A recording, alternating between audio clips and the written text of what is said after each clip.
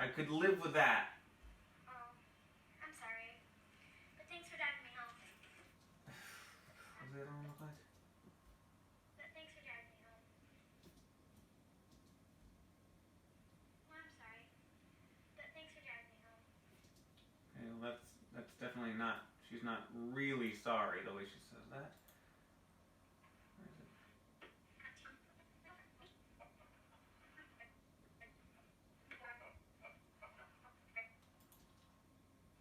But thanks for driving me home.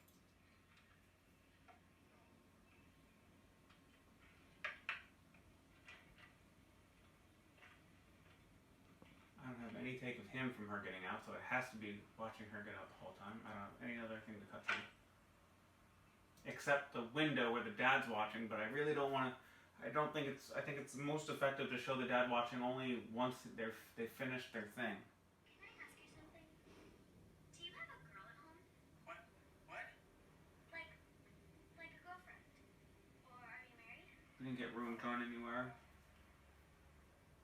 No, no one. Oh, I'm sorry. But thanks for driving me home. Which one do I want to use?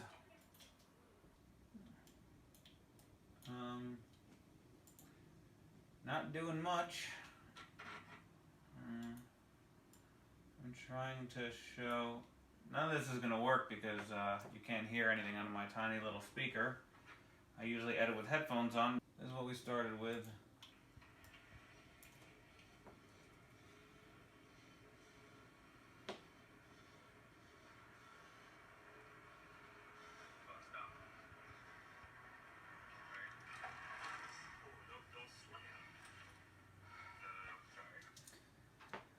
So you can kind of hear car sounds. I added all new car sounds, inside and outside sounds, and I added tire screeches.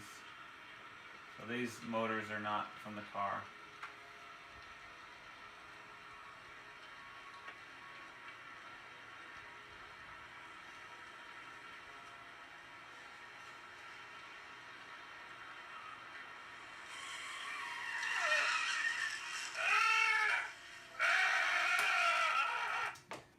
The actual screeching was this.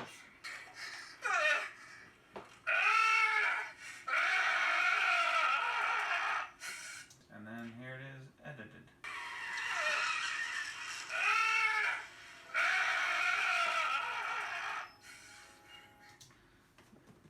Yeah, so there's that.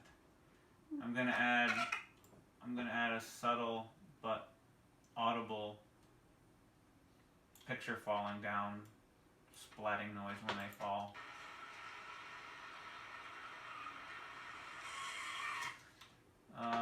Also, I wanted to see him a little bit more calm when we started driving, and we don't have any specific takes of him driving kind of normal, at least when we said action, but I found this piece while we were getting onto the part of the road we needed to get to do the almost accident. So this is Jeff technically not in character, but it worked for the starting him not so crazy. Like he's thinking.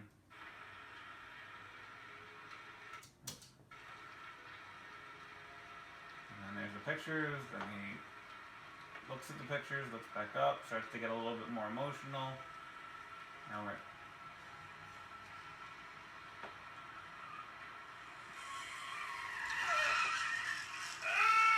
I need to see if there's a take where he's saying, no, you can't be, you can't be. I know there is somewhere. When he was shaking his head in that take, he's saying something, but it's kind of hard to hear.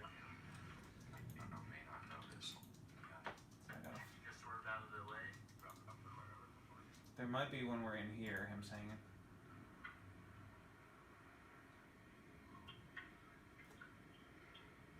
Is that him?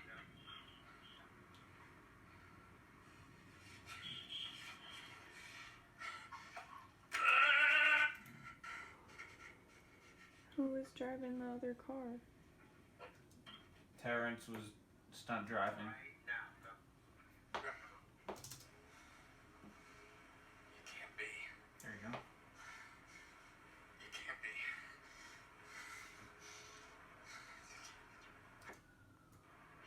Okay, so that was on the take that I had used.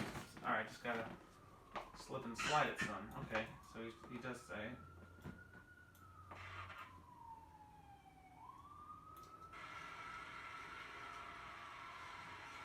I do like that there's less reflective-y stuff over the car, but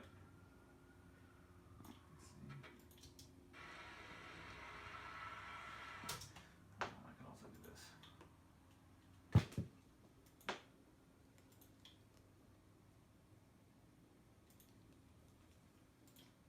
There we go.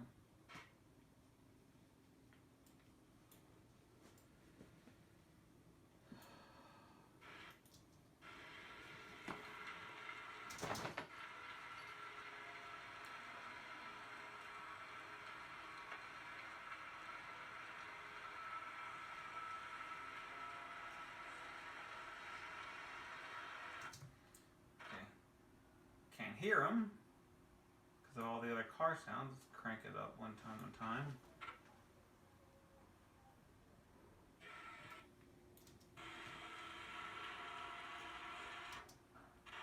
I'm going to mute the car sounds,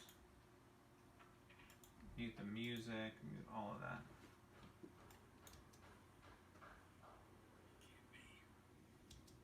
You barely hear it.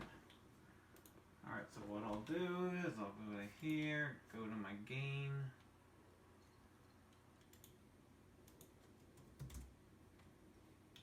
Got it highlighted, double click it.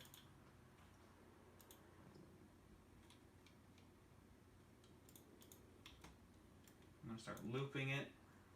In point, out point, loop.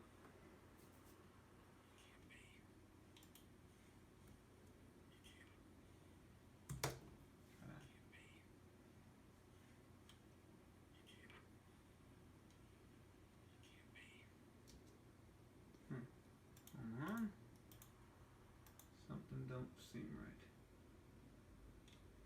Oh, it's on the wrong thing. Okay.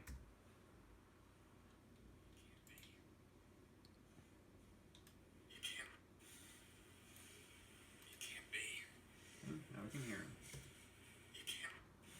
Now let's start bringing up some of the other sounds. See if we can still hear them.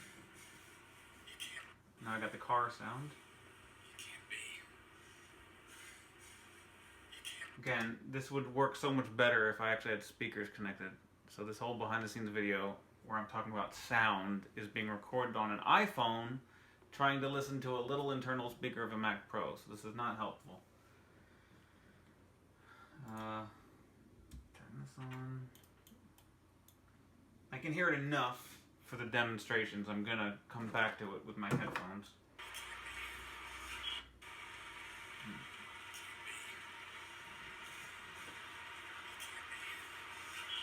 I can see his mouth at in that end here when he's saying B, and his lips aren't together there.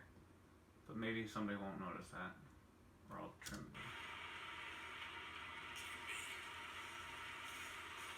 Well, right there, I could have him say I can't be even faster, so that's what I'll do. So I'll do a little splice.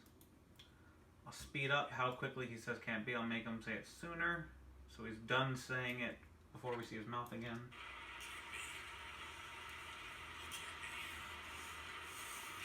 This is the screeching.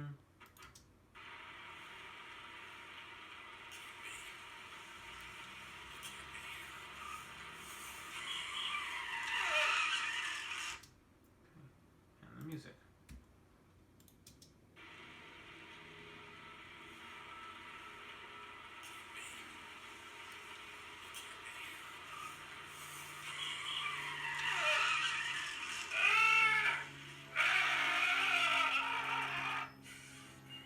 And it is 100% deliberate that there's so much reflection over his face. We're trying to hide his face a little bit.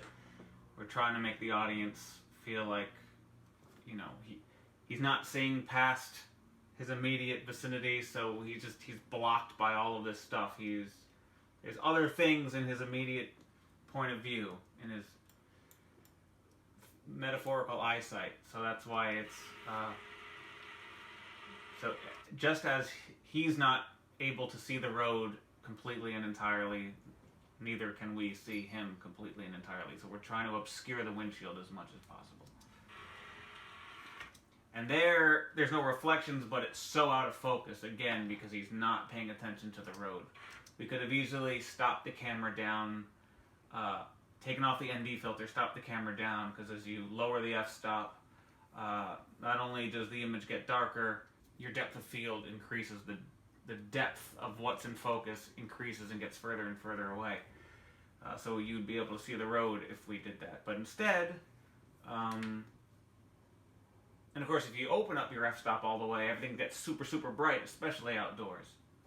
So if you want to have your shallow depth of field outside, you open up your iris, and then it'll be super bright, and then you put your little sunglasses, your little camera sunglasses on your lens. That's called an ND filter, neutral density filter, and neutral density filters come in different tints. So you can wear sunglasses that are darker and darker.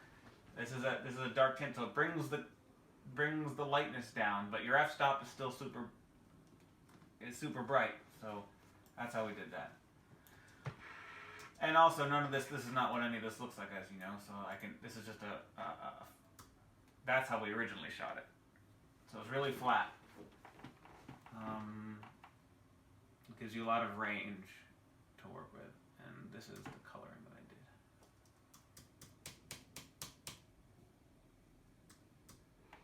What I like about this coloring is his amber-colored glasses always really seem to pop. I mean, that orange is really strong. Here, it's not the color of the background, but it's still kind of faded. And here, boom, look what it does. I mean, it really stands out.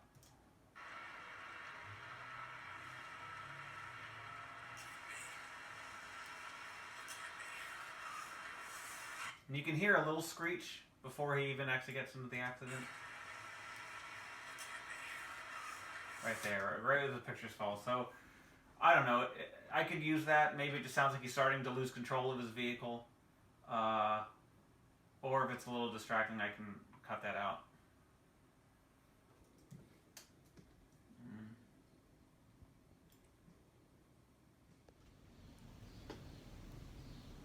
Birds, hear them? Part of my many problems as I sift through the footage and try to make heads and tails of all the footage we shot. I know I'm supposed to be editing this for story, for picture first, but it's always been impossible for me to see a scene and really feel it out unless I have it more fleshed out in terms of, let me see what it looks like with a little bit of the coloring that we'll be doing. Let me do a little bit of sound design, like if somebody's responding to a ringing phone or screeching car tires. I need to put something in, at least temporarily, just to get a better idea of how it's gonna all work out. Because I had this very specific storyboarding idea in my head for certainly the first half, and I had a good idea about the second half, but the first half I storyboarded using Shot Pro. And a lot of this is not the way I had envisioned, really, and when I envision shots, I'm not just envisioning it for how it looks, I envision it in terms of how it'll piece together. This shot will cut well with this shot, which will cut well to the first shot of the next scene, boop, boop, boop, boop, boop. I had other people, helping me out on this project, and we were all coming up with different ideas, so now I'm looking at the footage, and it's not always shot the way I originally intended, so now I'm having to find out different ways to piece this all together. So that's making it difficult. That's one of the difficult things about it is editing something that is not the product of something that I had in my mind from the beginning and seeing all the way through. You think you have the takes that you need, but then you don't, whether it's because something happened in the background, there was an accident, performance wasn't right, camera wasn't right. There's so many things that can possibly go wrong during the shoot, or not even wrong, it just wasn't what you wanted, and you wanted to try something different. It wasn't that something terrible happened in the shot, but you look at all the takes and you're like, well, I don't really have the one take that works perfectly throughout the whole thing, so now I have to start looking at the takes in terms of, all right, well, in this scene, for this particular take of this scene, this part works well for the scene, and this part works well for the scene, but this middle part doesn't work. So I'll edit in this part of that take, I'll edit in this part of that take, and in this part, I'll use a different take. But you can't go from this take and then jump cut to this take. You'll see a jump cut. It'll look weird. So I usually cut to something else, like a reaction shot. There's him, then we cut to her, then we cut to him again, but this is another take. Back to her, then back to him again, and it's back to that original take, you see. But then, you know, between this take and her take, if it's like an over the shoulder or there's some movement, positions and the way they did the performance can be totally different, and it can be such a change from this shot to this shot where they were performances were different, bodies were different. It just doesn't match up. It clearly looks like two different times. So now I have to figure out, well, what am I going to do? I got to find where I wanted the edit to be is just not going to work in terms of the visuals of what's happening. So maybe we cut out of this shot a little bit early to her, and we hold on her a little bit longer before we cut to this shot, and maybe later on in this shot of her, it does match up better with this shot later on. And then, yeah, so I got to do that. There's just birds and cars and humming and a lot of little technical things that I need to clean up, and it's making it impossible. Not impossible, but it's making it very difficult to edit this when there are 1,000,000,001 fixes that need to be done that are just too distracting to me. I can only spend so much time. Usually I'm on the computer for hours upon hours, and this I need to take constant breaks. I can't sit with this for very long. It starts to get frustrating. And I'm still just hoping that at least by the end of it I'll have a film that I'm proud of. Part of me is considering just stopping everything I'm doing and give the film to someone else to edit, even though I usually want to do the editing, but I'm getting increasingly frustrated with my inability to get the edit to look and feel and move and have the pacing that I want. So maybe someone with fresh eyes can do it or something, I don't know. Now here the air conditioning is clicked on over there. Things like that are in the video. Hey guys, what's up? So another little video blog here. It's Monday, November, long after principal photography on Trapped in Amber had been completed. And I am back in the cemetery. It's a different season. We shot in the beginning of the summer. It is now fall. But I really needed some pickup shots. Some of the outside of the barbershop, just establishing shots. So this is a day that I was free, and I really wanted to come out on a cloudy day, which it is because it was cloudy when we shot here originally, so I wanted to match that up. And I've been sort of scouting the area, and what I found was this area back here. I've been really looking around. There's a lot of interesting architecture, but some of the best ones have names predominantly on them in a way that I couldn't really hide it, and if I tried to shoot from behind where there was no name, the stuff in the background didn't look as good. So I came to this spot, which really was nice. I like this cross laying on the ground here and this guy back here. So you can see my shot. I've got my widescreen aspect ratio bars that are part of this small HD monitor. One of their features is it has cross bars here. It has aspect ratio bars. It doesn't dim the unused space, but that's okay. I'm working with my new setup here, and this is the GH4 that I've always had, but I have a cage now, primarily because it has these little pins that hold this HDMI cable in place. It's not easy to get it set up. You really have to work on this connection, but once you get it stays fine. I would go into more detail about that, but this isn't really a technical camera thing. And I got my matte box on here, some barn doors, sunshades. Hasn't really been helping. The one thing about this cheap speed booster is that in the center of the screen I get some light blue haze that I have to color correct in post. But so this is the shot that I got, and one of the things that I did was to make sure there was no names on this cross here. I took some leaves and I covered the name. There's also this guy here. I covered the name up with leaves as well, because I really liked the shot, and it was at this point where I was like, well, I got these names, but oh, what can I do? And I was able to crop the names out, but I wanted to do a tilt up to reveal everything. I don't want to tilt down from the sky. There's nothing really interesting going on the sky. I was able to start like this, so it looks like I'm framing for just that cross on the ground, and then I tilt up, and there's that sort of monument in the background. And I try to really be careful with my corners. I'm moving fast here. So basically I try to watch my corners, and I try to find a framing that brings your eye to want to look at all of it. An evenly balanced image, and this to me is fairly evenly balanced. So I feel like this cross line here is it's interesting.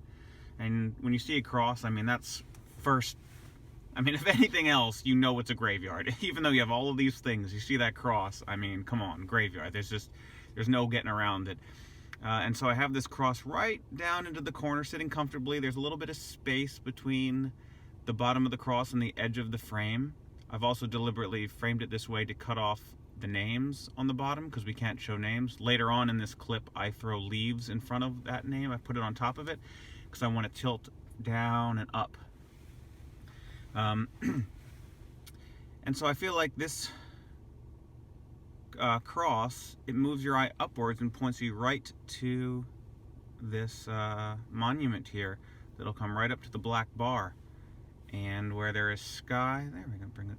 This tree line kind of swoops downwards, and it's bright, and then it's contrasted by this very dark tree, and I feel like all of that brings you down to these grave sites over here.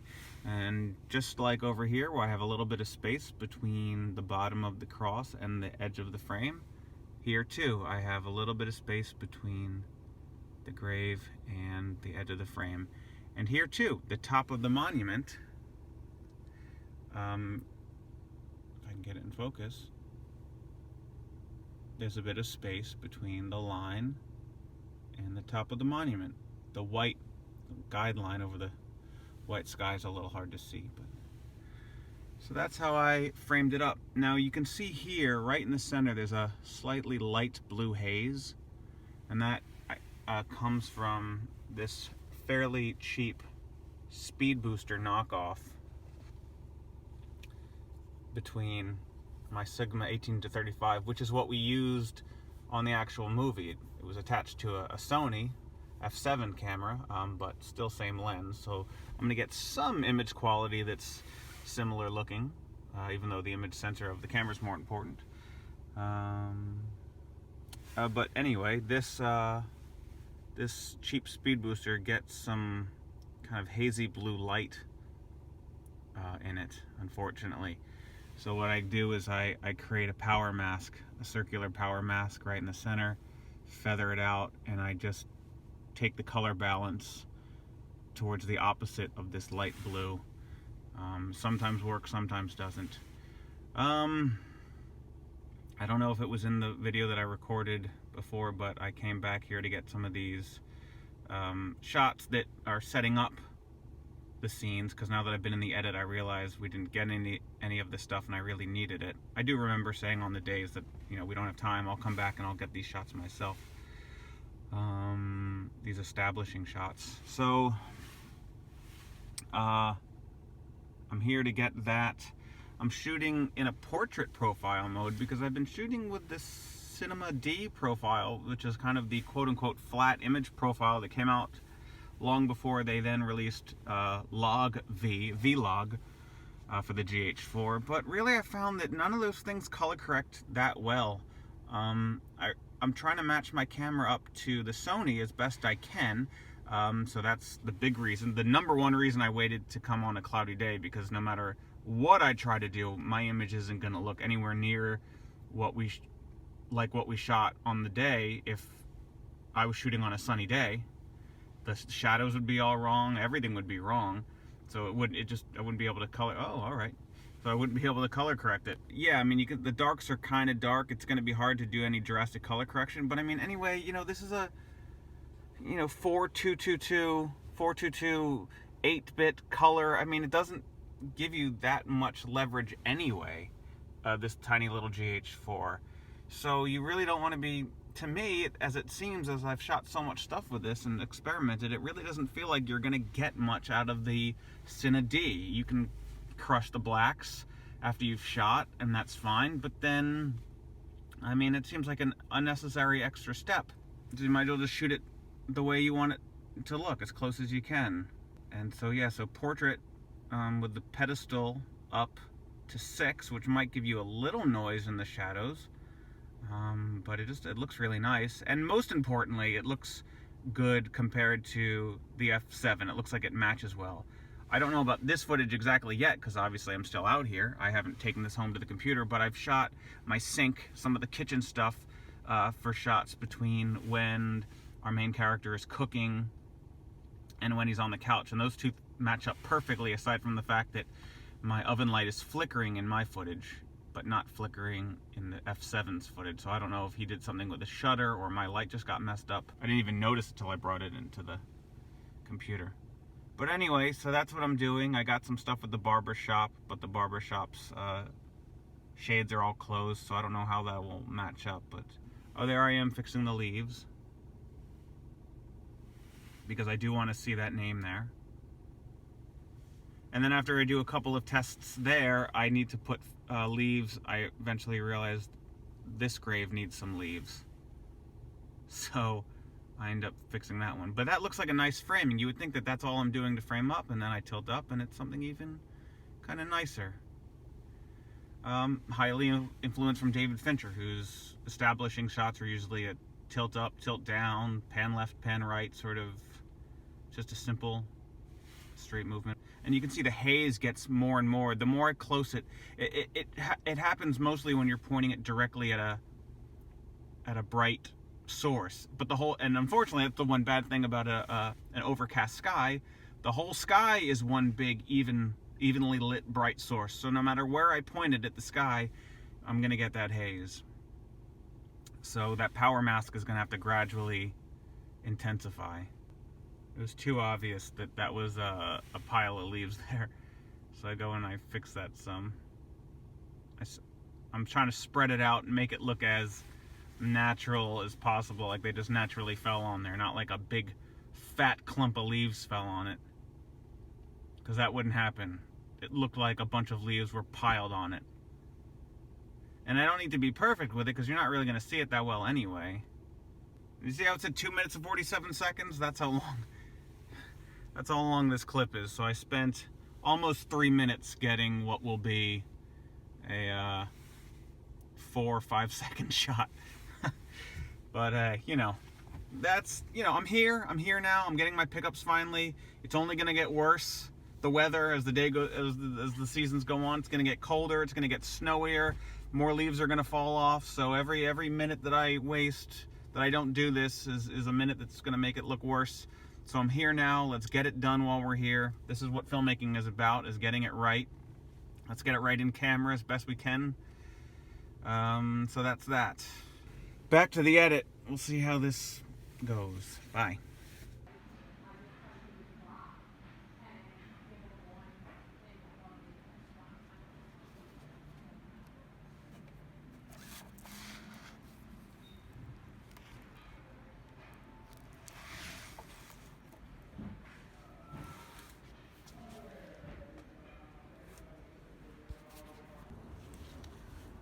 Alright, so we are out here getting yet another pickup shot. Welcome to the world of pickup shots. And we're getting a new shot that will appear in the film right before we see him getting ready for date night, getting a suit on. We didn't get the shot at all during principal photography. I came out here a couple months ago and got the shot myself when it was dark, and I tried my best to mimic the lighting, the night lighting. I'm not as talented as our cinematographer. So what we're going to do now is shoot it when it's a little bit lighter out, so all of those security lights and porch lights and stuff wouldn't be on anyway, and it makes sense because this would take place before he even ventured off to go see Amber. And that scene, it's kind of blue. It's getting dark, but the sky isn't black yet. When he returns, the sky is black. So, you know, the security lights or whatever, motion activated, would have turned on. The moon would have come out. So it's okay that we're shooting this now at this time. Also, this is to establish that he's coming in from a different side, because we've never seen this door before. So I'm going to tilt up from the door to the window, and hopefully that'll be enough time for people to remember that door when they see it again when he comes home. And the reason I have him coming home through his back door rather than the front door that we see in the beginning of the film is really just a matter of not wanting to stage and film a fight scene right next to a major road. I didn't want to deal with the cars passing, the noise. I didn't want people to be walking by and seeing what's going on. I could prepare my neighbors for the fact that we were going to be doing a fake fight scene, but I can't prepare anyone that's walking down the street. So I said, just for our sanity in production, we'll shoot back here, and we'll just try to make sure it makes sense in the film. So let's do it. And I got to make sure the shot is as long. Shorter would be nice, but no longer than what I already have in the film, because I don't want to make this film go any longer than it is. Here we go, and I got one battery left. I've lined up my shot. I've locked the panning knob so I can only tilt, because I don't want to tilt up and then kind of shift over to the right or to the left and not have things in frame. So here we go. I like to try it a couple ways.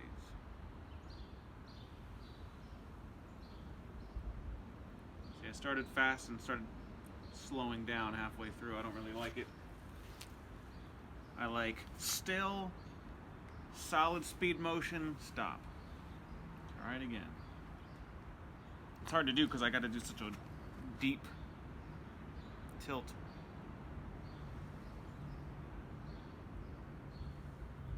I hit something.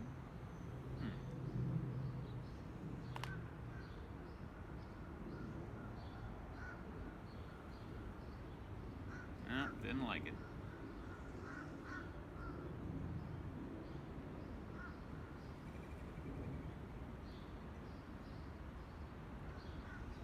I like that speed, but I'm going to do a slow one just in case it doesn't fit with the mood of the film going that fast. So here we go, and hopefully this will fit in the time needed.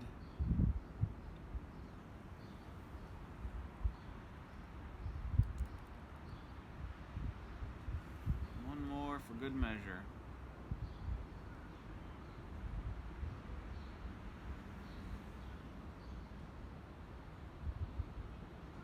I ended not high enough, but I can digitally tweak that in post. Beauty of shooting a 16:9 image and then cropping for the 235 or 240 aspect ratio. When I got up to the window, the camera wasn't as high as I'd like it. I could have gone up a couple more centimeters, because the way it was framed with the aspect ratio bars, but that's okay, because what I wanted, even though it was above the ratio bars, I can digitally drag the image down, and I'll digitally drag it down while the camera is moving, so you don't see a digital image moving. It'll be hidden inside of the actual camera move. But maybe I won't even have to use that shot. So I think we got it. I'm tired. I want to get this to film festivals. Oh, okay. I am a little dark. That's okay. So, video blog, it is... Shit, I didn't check the time yet before I started this video. It's 11:58 on Thursday, April 19th, so 2 minutes until the 20th. And I was supposed to finish this film and get it on YouTube and get it submitted. I wanted to do it last Friday, and I thought it would be fun to have it done on Friday the 13th, but when I thought I had my final video ready, everything started to go wrong, per usual. Computer was giving me problems, Final Cut was giving me problems, the computer was off the next day. I was rendering it all night. When I came in the next day, the computer was off. When we finally got it exported, we realized all these minor little details that were still having problems. A stabilization thing made it kind of jittery in one shot that I'd never seen before. I had one little spelling error. And the rendering just kept taking forever because I have the noise reduction filter and then the blue noise on top of the noise reduction filter, so it just takes forever. And I rendered as much of it as I could. It's a long story. So now it's finally been submitted to Film Freeway. I have an overview. I worked really hard to think of a snappy overview that would work nice for the festivals. I have my new biography updated. I've got my director's statement. I uploaded the film. I just took a screenshot from the poster, just a bit of the poster where the name was, but I think I might do something different to make it look a little bit more nicer, because right now it kind of looks like a cropped piece of a poster. This poster, in fact.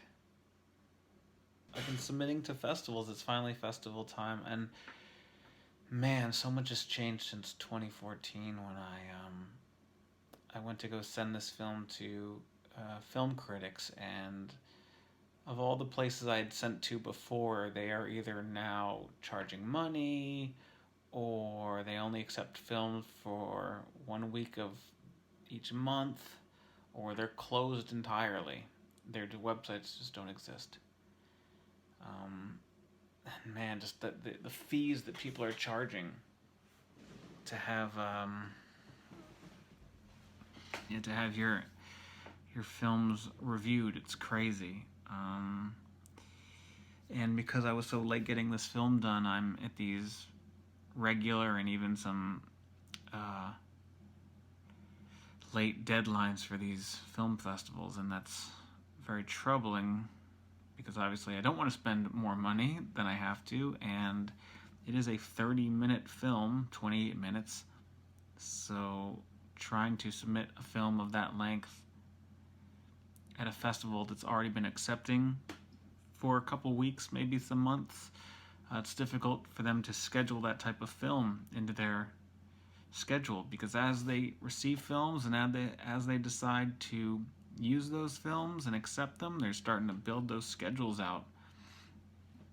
So, if I had a 5-minute film and I submitted it at like the last deadline and they liked it, they could probably find a place to throw it in, tag it at the end of a film block or something. But a 30-minute film, I don't know, you can't just tag that on at the end of something. So it's more expensive and you have less of a chance of getting into the festival. But I don't want to wait till next year. So I'm submitting. My process is I go through all the festivals that are something that I would want to submit to, and I just add them to my cart. I don't worry about the prices or anything. I just add those to my cart. And then I look at the total and I see how much it is compared to how much I want to spend, and then I start going through the festivals that I've collected and deciding which ones I want to take out of my cart.